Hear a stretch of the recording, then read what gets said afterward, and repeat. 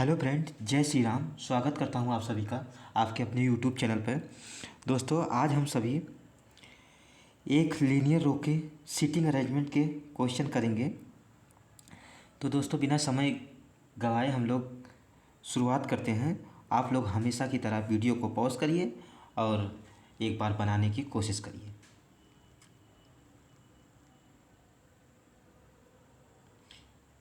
दोस्तों, मैं हिंदी का भी लगा देता हूं ताकि हिंदी वाले हिंदी के तरीके से बना लें।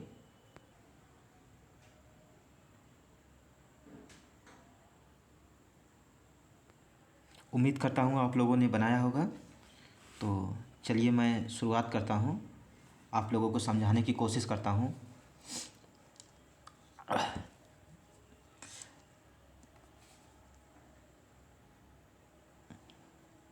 Ten percent ABCD EFGHI and J sit in a linear row facing south direction but not necessarily in the same order। तो दोस्तों 10 लोग हैं और ये सभी लीनियर रो में बैठे हैं और साउथ की तरफ देख रहे हैं। इसके कहने का ये मतलब है, देखिए दोस्तों, अगर हम चलिए ठीक है, जब साउथ को कह रहे हैं तो साउथ डायरेक्शन से ही बनाते हैं क्योंकि सब के सभी साउथ देख रहे हैं, इसलिए कोई ज़्यादा दिक्कत नहीं होगी। A seat at the end of the row, A जो है रो के एंड में बैठा हुआ है। 3% seat between A and B, A और बी के बीच 3% बैठे हुए हैं। 2% seat between B and F, B और एफ के बीच 2% बैठे हुए हैं। F does not seat adjacent to A, F जो है ए के साथ नहीं बैठा हुआ। जब दोस्तों ऐसा कहता है कि नहीं बैठा हुआ तो नीचे लाइन खींच के आप कट कर दीजिए, इससे पता हो जाएगा उसके साथ में नहीं बैठा हुआ। अगर साथ में बैठा होगा तो नीचे लाइन खींच दीजिए, कट करने की ज़रूरत नहीं है। इस कंडीशन को ऐसे नोट करते हैं और आप लोग चाहें तो उसके बगल में दिखा करके ऐसे भी कट कर सकते हैं, जैसे ही इच्छा हो। दोनों तरीका ही बढ़िया है। A and B, F does not sit adjacent to A, J sit fourth to the left of G, G के फोर्थ लेफ्ट में जे है। 1 2 3 और ये चौथा, इस तरह से।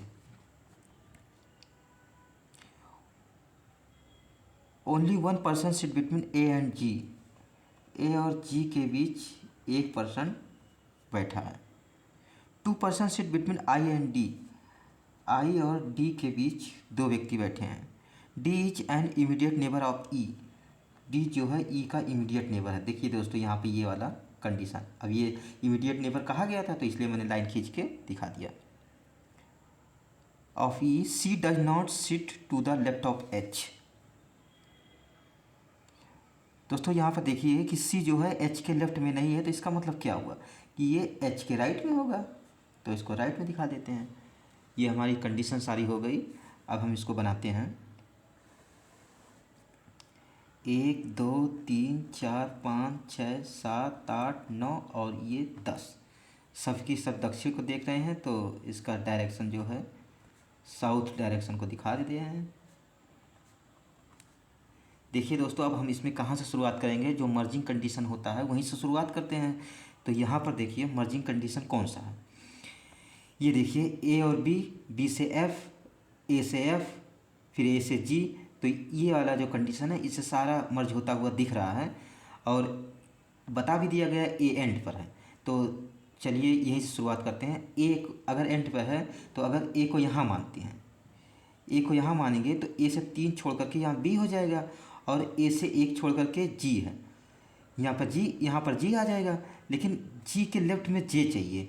तो जी के जब लेफ्ट में जे चाहिए तो यहाँ पर अगर जी है तो इसके लेफ्ट में जे 3 छोड़ कर नहीं हो पाएगा। तो इससे ये कंफर्म हो जाता है कि ए इस एंड पर नहीं आएगा, इस एंड पर ए आएगा। ए को यहाँ रखते हैं, ए से 3 छोड़ करके यहाँ पे बी रखते हैं, ए से 1 छोड़ करके जी है, जी को यहाँ रखते हैं। जी के लेफ्ट में जो है 3 छोड़ करके जे है, 1 2 3 छोड़ कर जे यहाँ पर हो जाएगा। आप देखिए यहाँ पर कौन सी कंडीशन जो मर्ज होगी वो हम रखेंगे। तो यहाँ पर देखिए बी से एफ एक ये दिखता मिल रहा है, बी से एफ 2 जगह पे जा सकता है, 1 2 यहाँ एफ यहाँ भी आ सकता है, 1 2 छोड़ करके एफ यहाँ भी आ सकता है। तो अब एक कोई शुरुआत करके रखते हैं, लेकिन यहाँ पर देखिए ए के बगल में एफ़ को मना किया गया है, तो मतलब एफ़ यहाँ नहीं आएगा, इसके लिए एक ही जगह बच रही है, तो एफ़ यहाँ आ जाएगा। अब देखिए जो जो कंडीशन हो जाए उसको हम काट देते हैं, हटा देते हैं। ये हमारी हो गई, ये कंडीशन हो गया, ये भी हो गया, ए से जी ये भी हो गया, ये भी हो गया। अब देखिए दोस्तों, यहाँ पर आई से 2 छोड़ करके डी चाहिए, और डी जो है ई के मतलब साथ होना चाहिए, तो 2 लोगों को साथ में बैठाने के लिए 2 जगह होने चाहिए, तो यहाँ पर यही एक जगह खाली है। तो यहाँ पर देखिए कि डी को यहाँ पे रखेंगे तो 2 छोड़ करके आई नहीं हो पाएगा, क्योंकि 1 2 छोड़ के जे बैठा है, इसलिए ये कंफर्म हो जाता है डी यहाँ पर आएगा, डी से 2 छोड़ के आई यहाँ पर आएगा, और क्या था डी ई जो है साथ में है तो ई यहाँ पर आ जाएगा।